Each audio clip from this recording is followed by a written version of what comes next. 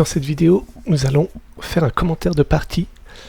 Une partie qui a eu lieu il y a 3 jours entre Dobil et Tibouyo.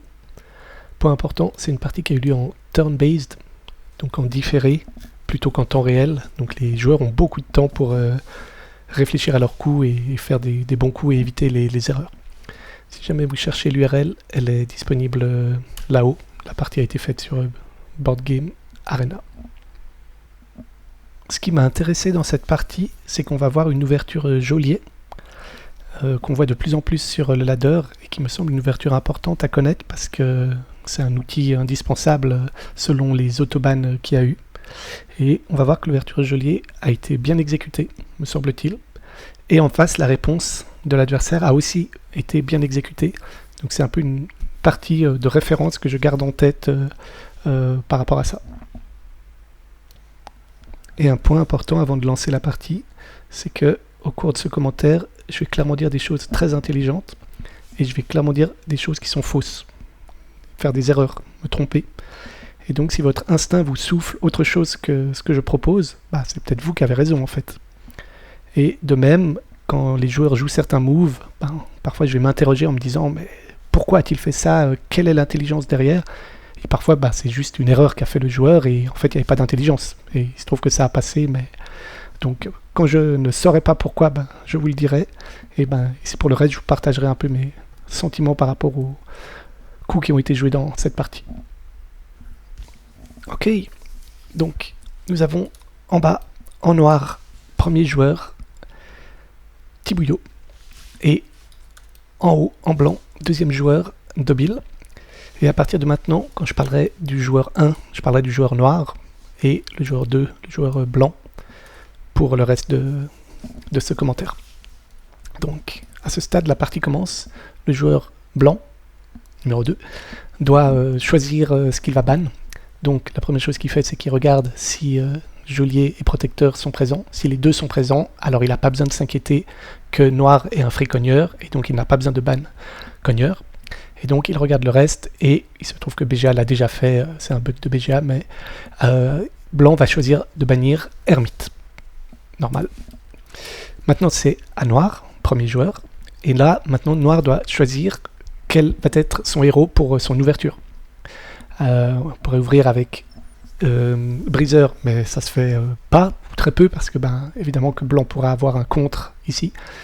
Garde a été autoban. Il lui a aussi été autoban, et donc ici, le choix qui me semble un peu évident et solide, c'est de partir sur une ouverture geôlier. Et donc pour ça, il faut bannir.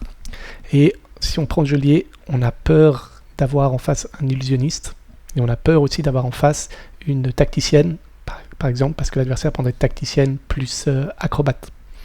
Donc pour résoudre cette question-là, non, ce que je viens de dire est faux. L'adversaire ne va pas faire ça, parce que si il y a un geôlier en face, l'adversaire, il va devoir gérer le briseur.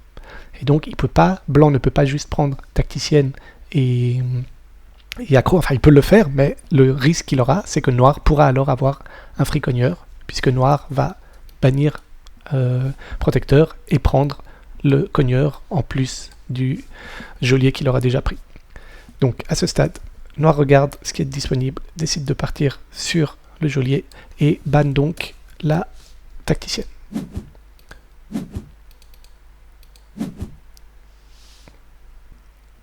C'est à blanc, deuxième joueur, de répondre. Et ici, blanc est obligé de gérer le briseur. Il ne peut pas prendre 2 unités comme acrobate et tavernier, parce que s'il fait ça, il peut le faire, mais alors le risque, c'est que noir, à son tour, il va prendre briseur, et au moment des bans, noir va bannir protecteur et noir aura un free cogneur, ce qui est a priori très difficile à battre pour blanc. Donc ici, blanc est obligé de gérer le briseur, et le gérer, concrètement, ce que ça veut dire, c'est qu'il va le prendre. Et il prend ici le briseur, non pas parce qu'il veut profiter du pouvoir de briseur, mais surtout pour que noir ne puisse pas l'avoir. Évidemment que blanc va aussi pouvoir par moment profiter de ce pouvoir, mais c'est principalement ou fortement pour empêcher noir d'avoir le briseur. Et ce qui va compléter ici, donc moi je pense que j'aurais pris spontanément, ça aurait été potentiellement un assassin ou potentiellement un tavernier. Maintenant, je ne suis pas très fort pour ce qui est de construire les ouvertures. Et donc là, ce que va prendre blanc, c'est un acrobate qui va se révéler tout à fait pertinent au cours de la partie. Et donc évidemment que l'acrobate, il va se faire partiellement contrer, en tout cas par le geôlier, puisque l'acrobate va pouvoir avancer un peu, puis assez vite va se faire contrer ou ne pourra plus sauter. Et c'est pour ça que personnellement, j'aurais pris plutôt tavernier. Et je sais qu'une opération, une sortie avec assassin, personnellement, quand je subis ça en face, j'ai beaucoup de mal à le gérer. Mais ici, on est parti donc sur briseur plus acrobate. C'est à noir de choisir. Et ici, noir va choisir un assassin. Ça pourrait peut-être expliquer pourquoi est-ce que dans le cas de blanc, c'est intéressant ici de prendre l'acrobate plutôt que d'aller chercher l'assassin. Parce que le fait que noir prenne assassin, le briseur, potentiellement, il contre l'assassin. Il va pouvoir le repousser. On verra que ça arrivera au cours de la partie. Donc pour cette raison-là, peut-être que le fait d'avoir pris accro plutôt qu'assassin par blanc peut s'expliquer par là. Et donc ici, noir avance ses unités et va chercher un assassin. Ok, c'est à blanc de jouer. Blanc doit bannir un héros. Et là, c'est évidemment un moment critique de la partie, parce qu'il faut bien choisir quel héros on va bannir. Et pour ça, je vous suggère ce document sur lequel je travaille encore. C'est un work in progress. Il y a encore des points d'interrogation qui apparaissent un peu partout. Il est un peu indigeste, j'en suis conscient.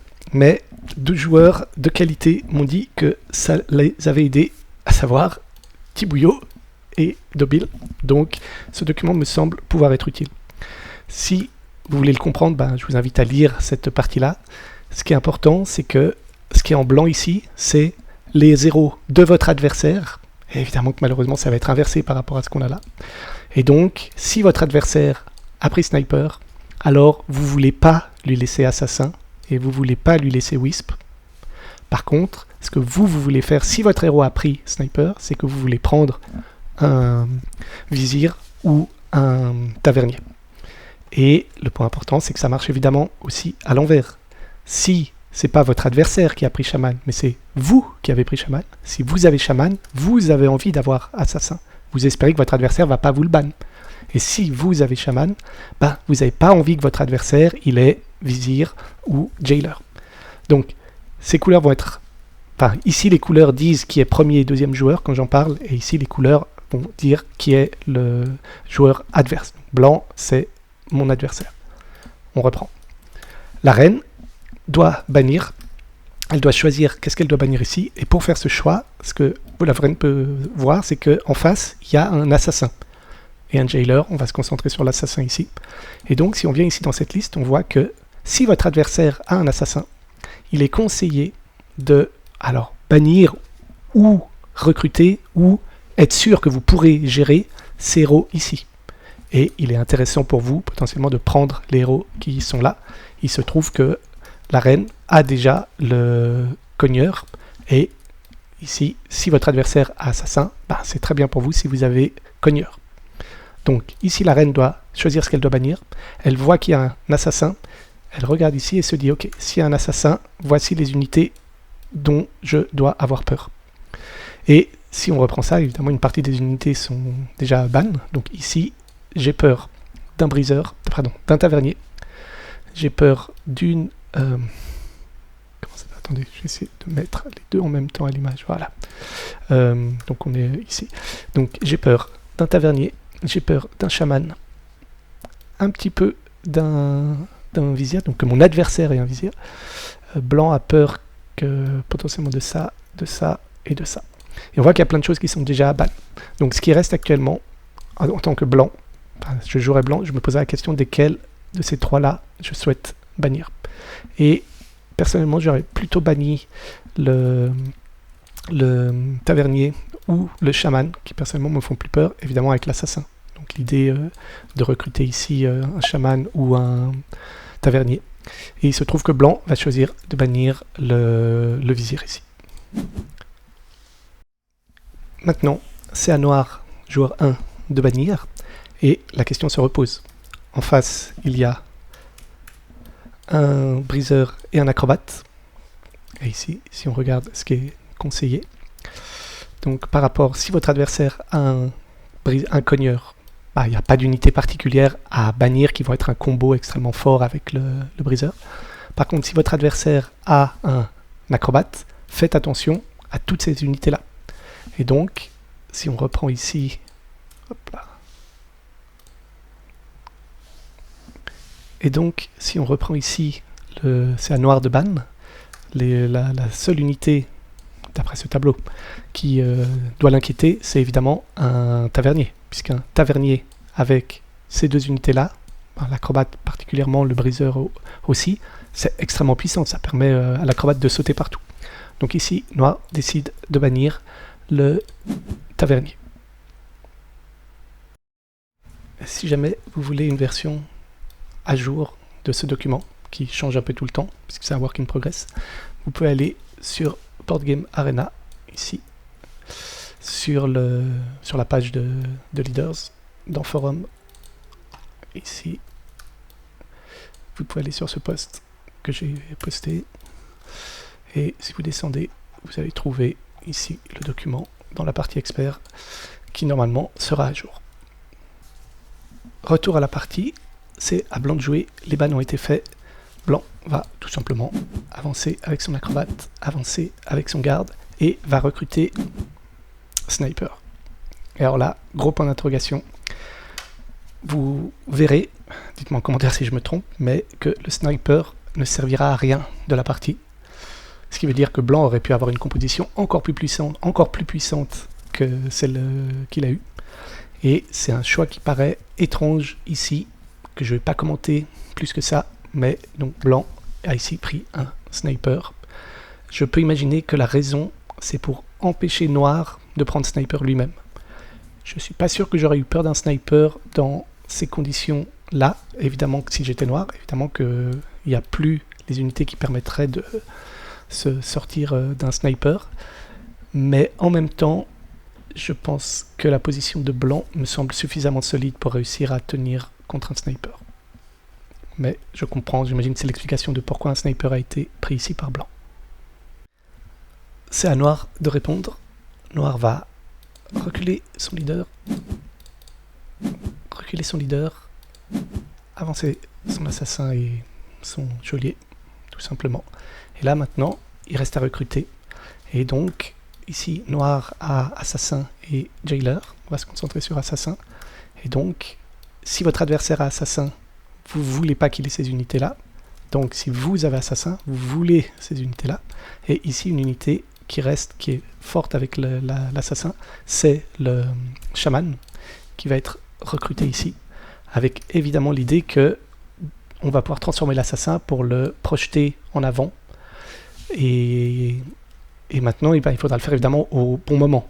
Et un point qui est intéressant à voir aussi, c'est que ici, on a la manipulatrice qui n'a pas été prise. Et la manipulatrice, c'est un personnage qui est fort. Donc s'il y a un briseur, la manipulatrice est forte contre briseur. S'il y a un assassin, la manipulatrice est forte contre assassin.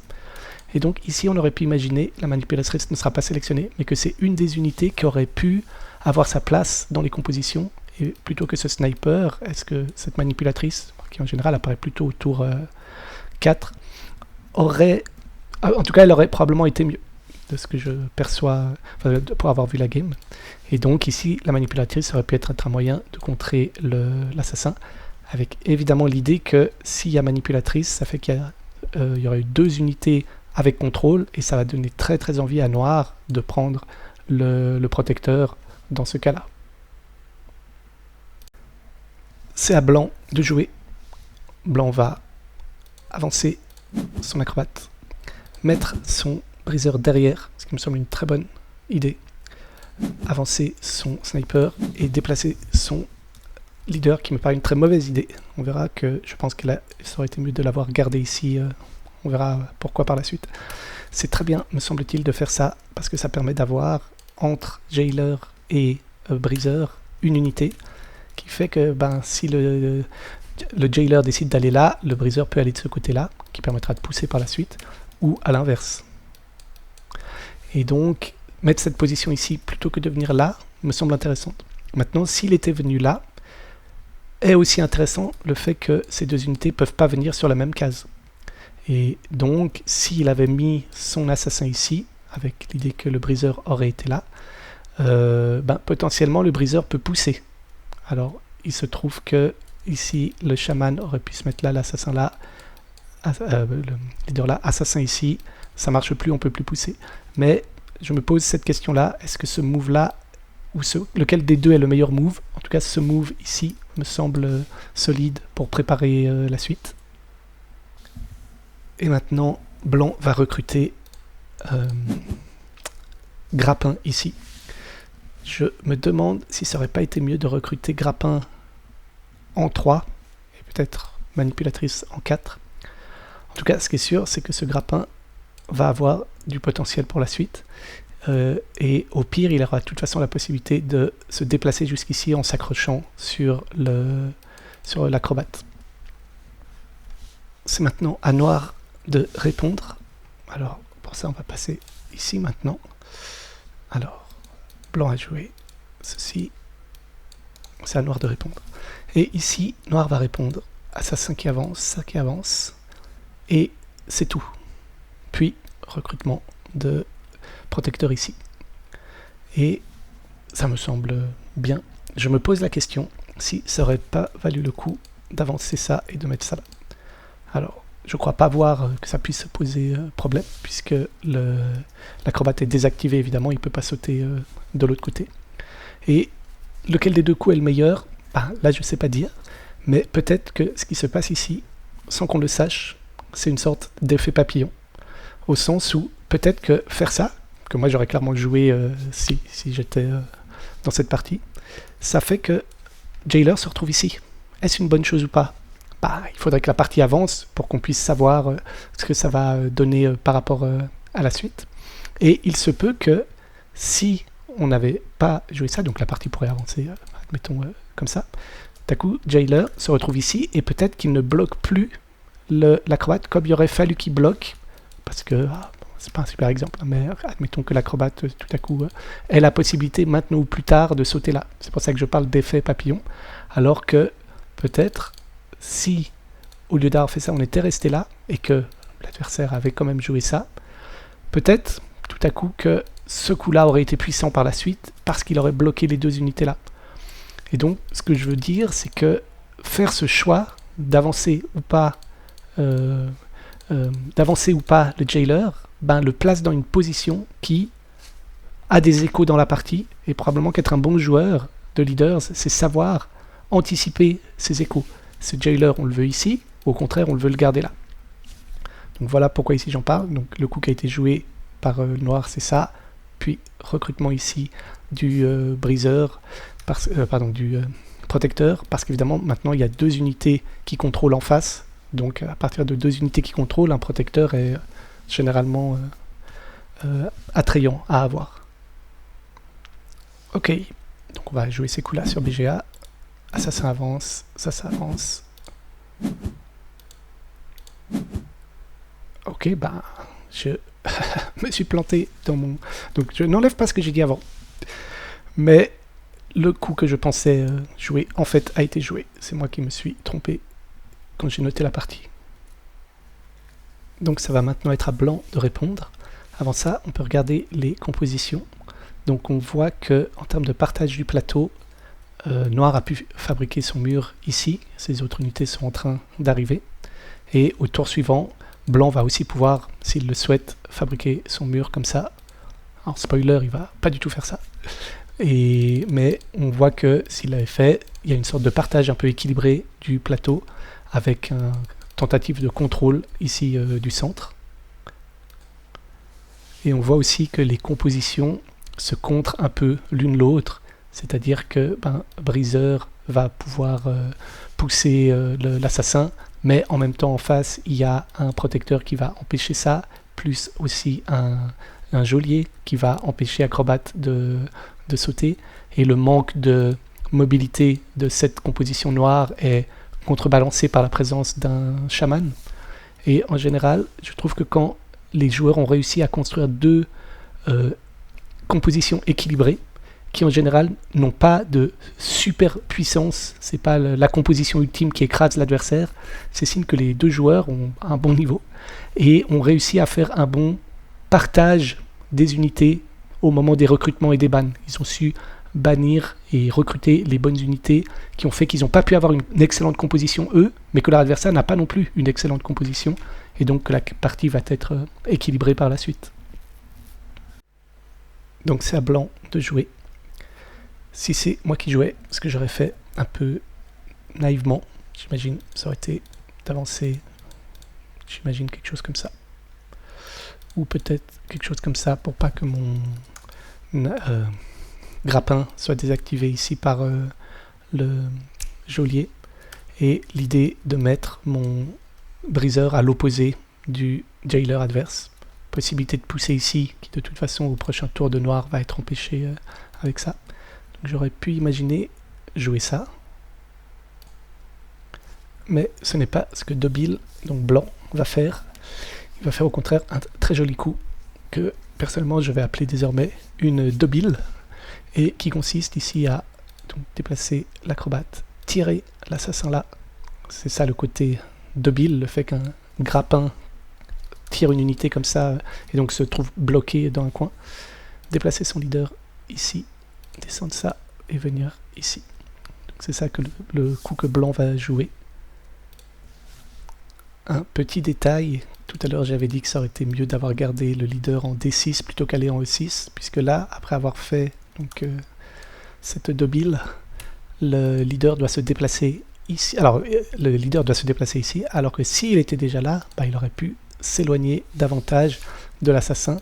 Le but de ce coup étant évidemment de tirer l'assassin là, avec l'idée que par la suite, le grappin pourra continuer à embêter les unités noires depuis cette position ou autre en les tirant en arrière selon où elles se situent. Donc en faisant ça, on sait que le grappin est actuellement un peu hors jeu, mais il va quand même être dans le jeu parce qu'il va pouvoir empêcher l'assassin ou autre unité de se déplacer aussi librement qu'elle pourrait vouloir. Maintenant, est-ce que c'est un bon coup ou pas? J'ai pas le niveau pour juger. Moi, ça me semble en tout cas sympa, bon, déjà en termes de YOLO, et vous savez peut-être que j'aime beaucoup le côté expérimenter, tester des choses, comme c'est en tout cas le cas ici. Et le fait d'avoir mis l'assassin de côté me semble intéressant par rapport au fait que maintenant il est en connexion avec le briseur, qui va pouvoir a priori le repousser. Et quand on a un briseur dans notre équipe et qu'il y a un assassin en face, bah, l'objectif c'est d'avoir le briseur face à l'assassin, parce que quoi qu'il arrive, l'assassin n'arrivera pas à progresser. Alors quand je dis quoi qu'il arrive, on peut imaginer qu'à un moment, Protecteur arrive à venir aider Assassin à ne plus se faire déplacer. Mais si je dis ça, c'est parce que en pratique, si Assassin ici par exemple décide de monter là, bah, le briseur pourra de toute façon le repousser là. Et si l'assassin vient ici, le briseur pourra le repousser ici. Et ça, aussi longtemps que le briseur voudra. Et donc ça c'est une position qui fait que quand on a Assassin, bah, on est sous le contrôle ici du briseur et on n'arrive pas à ressortir de cette situation. Et en pratique, on peut imaginer que ces deux unités vont rester dans le coin ensemble ou à se chasser l'une l'autre pendant un bout de la partie, parce que le cogneur pourra décider de là où il repousse l'assassin, sachant qu'a priori le cogneur n'a aucune raison de le repousser ici, parce que là, sinon l'assassin devient libre. Donc cette position-là est très puissante pour le briseur qui va pouvoir vraiment contrer l'assassin pour la suite de la partie. Donc on reprend. Blanc à jouer ceci. Tirer. Déplacer. Ok. C'est à noir de jouer. Si j'étais noir, j'imagine que j'aurais joué ça sans réfléchir. J'ai l'impression que ça va être gagnant pour noir, mais c'est difficile à dire ce qui va se passer exactement pour moi.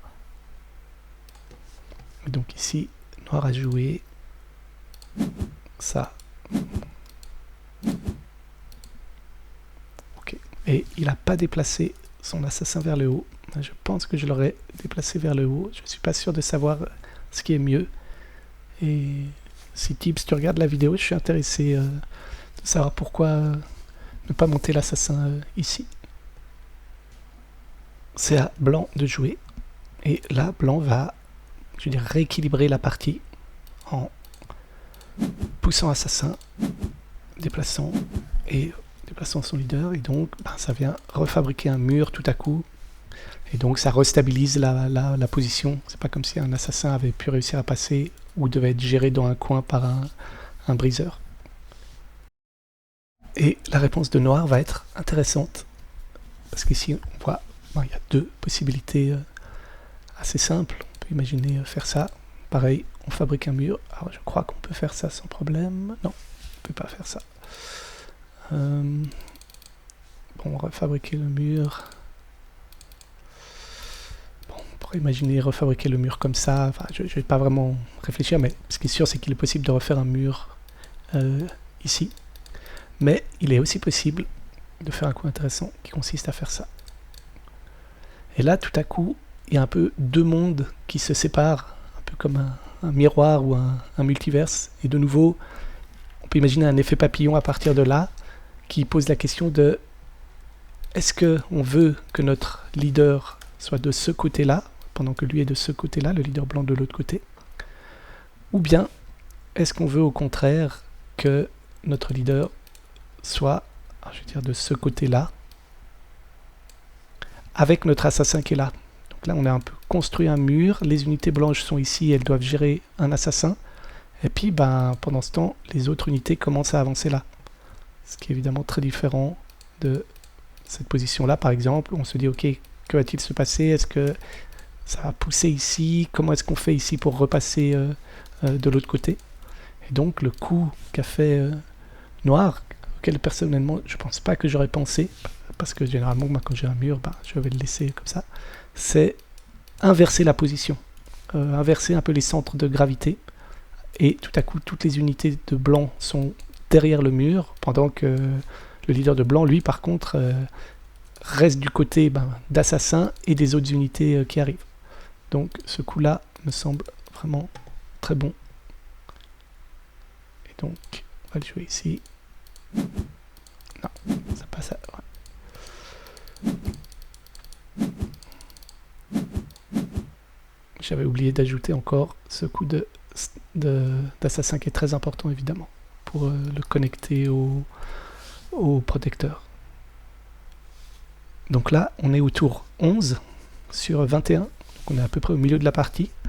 Et c'est intéressant d'essayer de voir comment les unités ont évolué au cours de la partie pour avoir un peu un feeling de l'évolution des pièces. Et la plupart des pièces n'ont pas fait des chemins très intéressants. Donc le leader ici a été à peu près par là. Lui a dû être là, il est monté là-haut, puis il est revenu là. Donc en gros, ils étaient de leur côté du mur. Cette pièce a dû aller là, cette pièce-là. Pas très intéressant. Rien de particulier. Le jailer, par contre, lui, a été se mettre au centre, où il a pu bloquer les unités, ce qui est vraiment évidemment sa position. Et l'assassin qui a commencé là, se rapprocher ici, s'est retrouvé là-bas, puis a pu fuir ici, pendant que le briseur qui commençait là a fait un coude pour venir ici, pouvoir chasser l'assassin. C'est maintenant à blanc qui va restabiliser sa position, simplement donc en déplaçant le leader ici et en venant coller ces pièces, ces héros sur le mur adverse. Et en réponse, noir va se déplacer là, simplement. Donc ici, les deux joueurs essayent de construire leur mur par rapport au mur de l'autre et vont essayer de trouver une faille dans le mur adverse. Pour info, le coup qui a été joué ici était celui-là, mais on aurait pu imaginer que ce soit l'inverse, que le protecteur soit mis ici. Et de nouveau, on se retrouve dans une sorte d'effet papillon, où si on a joué ça ou ça, on est dans deux résultats qui vont converger différemment potentiellement vers la suite.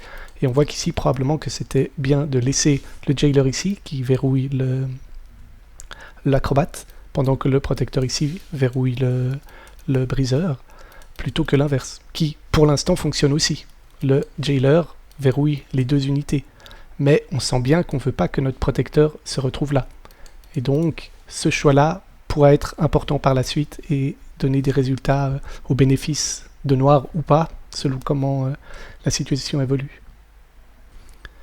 Ok, c'est à blanc de jouer, et blanc va simplement faire rouler ses unités, comme ça. C'est-à-dire qu'on déplace une première unité, puis toutes les suivantes prennent la place de l'autre.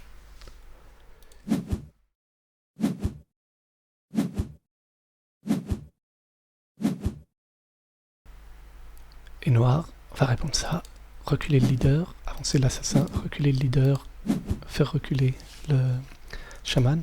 Et donc, en général, quand on joue avec un assassin, notre but c'est d'arriver à le glisser derrière l'adversaire, pendant qu'on a un mur solide ici, qui fait que les pièces de blanc prendront trop de temps pour aller tuer noir, et que l'assassin aura le temps d'arriver pour tuer avant. Mais évidemment que le problème ici, c'est qu'il y a un briseur qui pourra venir à nouveau contrer l'assassin. C'est à blanc de répondre.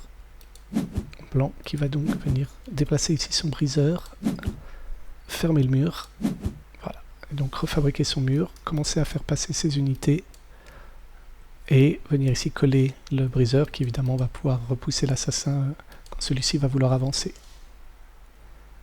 Et donc, si on se rappelle, au début, il y a briseur qui a été recruté, puis assassin, et on voit ici que ce choix de prendre assassin semble compliqué, puisque le briseur parvient, dans cette partie, à le repousser.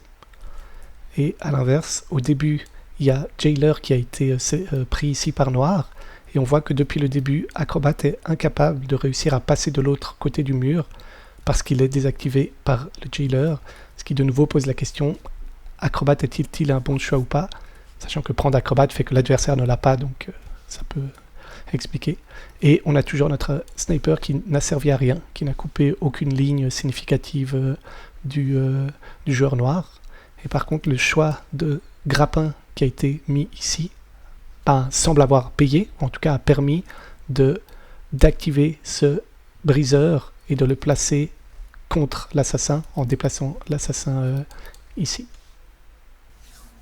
C'est maintenant à noir de jouer et de contre-attaquer avec un joli move. Donc noir sent bien que son assassin ici va se faire repousser et il faut qu'il fasse quelque chose. Donc c'est le moment d'activer le chaman. Donc ici, on fait avancer l'assassin, on transforme en grenouille et on saute au-dessus du mur. Avec évidemment cette position très forte de ces deux unités qui mettent de la pression, plus l'assassin qui est en train d'arriver là. Donc cet assassin il compte pas vraiment puisque le briseur va pouvoir le repousser. Par contre ces deux unités là, il faut les gérer. Et pour les gérer, évidemment que le leader ne peut pas venir là puisqu'il mourrait à la fin du tour de blanc. C'est un chaman noir, les grenouilles redeviennent des unités à la fin du tour de blanc. Et le leader, ça semble pas sexy de venir ici. Et même si ça semble possible en faisant ça, mais on irait du côté de l'assassin. Et donc le leader va évidemment vouloir reculer, mais ça veut dire qu'il faut mettre une unité entre les deux. Et que la seule unité qui peut venir, c'est ça. Donc cette position force, si on accepte que ceci va être poussé, à reculer et à reculer ce sniper qui ne pourra plus être en attaque à ce moment-là. Donc là, noir va pouvoir repousser un peu une des unités de blanc qui l'inquiétait. Les deux autres unités, évidemment, qui vont continuer le combat, qui vont continuer à attaquer par la suite, étant toujours présentes. C'est donc à blanc de jouer. Blanc pousse l'assassin. Approche les deux unités qui vont attaquer le leader noir. Recule et est obligé donc de mettre son sniper ici. C'est à noir de jouer. Et à ce stade, ça vaut le coup de se poser la question, qui est en train de gagner? Est-ce que c'est noir qui gagne ou est-ce que c'est blanc qui gagne? Évidemment, les joueurs peuvent faire des erreurs qui fait que c'est l'un plutôt que l'autre qui va gagner, mais dans cette situation, c'est intéressant de se poser la question, et personnellement, j'aurais du mal à répondre. Et je peux pas dire grand-chose d'autre que, à ce stade, si je voyais la partie, si je jouais cette partie, je saurais pas dire si je suis noir, si je suis en avance ou pas pour la suite. Regardons encore une fois le déplacement des unités, parce que ça me semble intéressant. Donc cet assassin s'est retrouvé là-bas, a reculé, a avancé, et se remet enfin à avancer. Et ce briseur a pu se mettre là, et pareil, il a dansé avec l'assassin en restant là pour l'empêcher d'avancer. Clos a pu passer par ici, et ici on avait deux unités qui étaient dans le mur, geôlier et protecteur, et qui végétaient là, qui avaient leur place en fait, qui bloquaient les unités. Et là, Shaman a enfin pu faire son premier coup, sa première attaque, qui me semble tout à fait pertinente à ce moment-là. Et Acrobate, lui, a pu partir par le centre et attaquer ici par le côté. C'est les deux unités qui actuellement vont continuer à attaquer le leader noir. Et maintenant, ça va être à noir de jouer.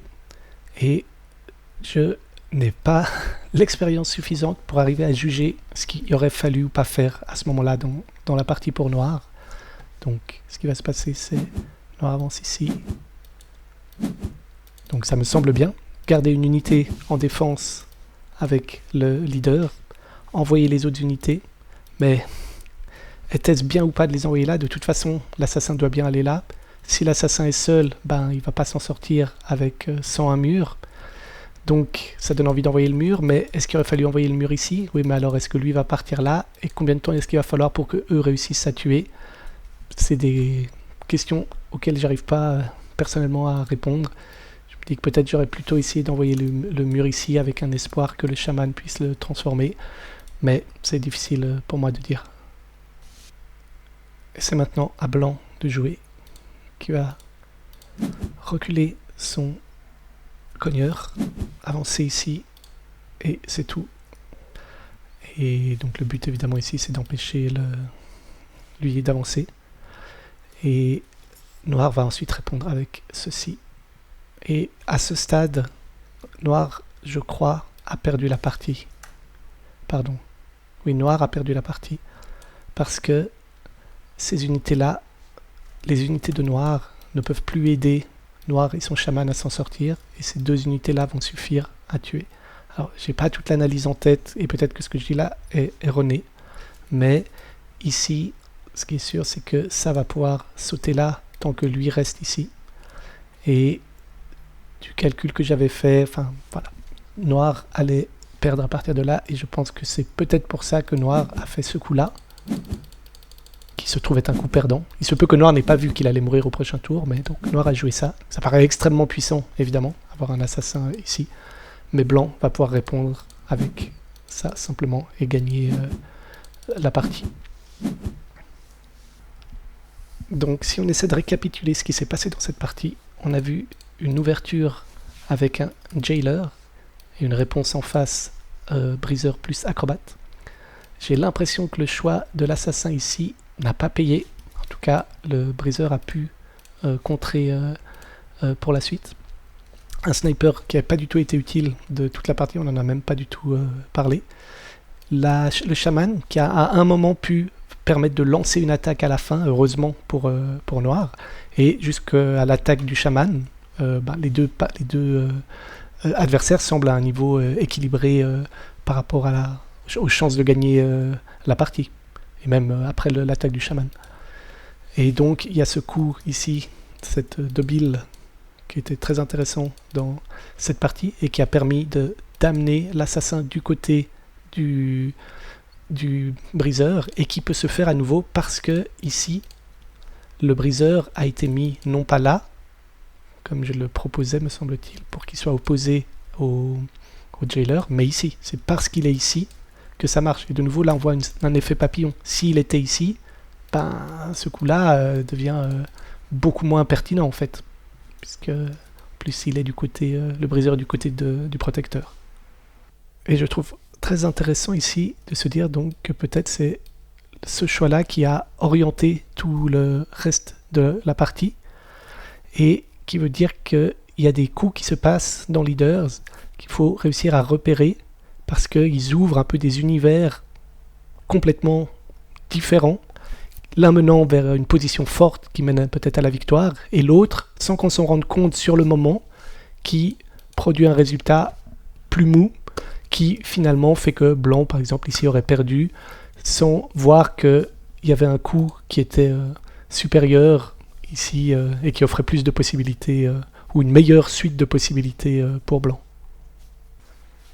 Et ensuite, la partie continue à avancer. On voit que Breezer peut repousser une fois l'assassin, et là il y a le choix de noir que d'inverser les pôles de gravité de la partie et de se mettre ici plutôt que, enfin je ne sais plus exactement, de refabriquer un mur ici. Et ce choix me semble vraiment un excellent choix qui retourne la position pour noir dans la bonne position pour lui. Ensuite, depuis cette position, les adversaires se tournent un peu autour jusqu'à arriver à cette position où l'assassin va attaquer, le chaman va envoyer le jailer de l'autre côté, et ça ne va pas suffire puisque le Breezer va pouvoir pousser ici l'assassin. Les deux unités vont être ici suffisamment rapides pour attaquer, et ce protecteur ici qui peut-être aurait été intéressant là, mais à partir de là, j'arrive plus à analyser la partie. Et donc à partir de là, ces deux unités vont réussir à gagner et à emporter la partie et faire que blanc, oui, gagne cette partie. Voilà tout ce que j'avais à dire sur cette partie que j'ai trouvée très intéressante pour comment ouvrir avec un jailer et probablement comment contrer une ouverture jailer.